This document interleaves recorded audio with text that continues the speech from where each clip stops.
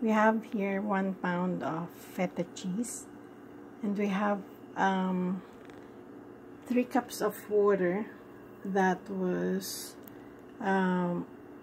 boiled, and then we put it in the refrigerator. I put it in the freezer, so it's a little bit icy on top, but we will put this in the refrigerator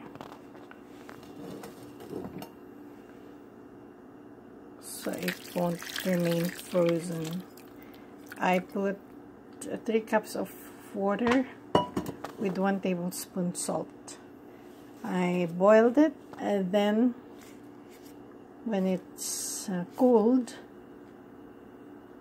I took it out of the freezer and transferred it to this container. I'm putting it on the refrigerator also.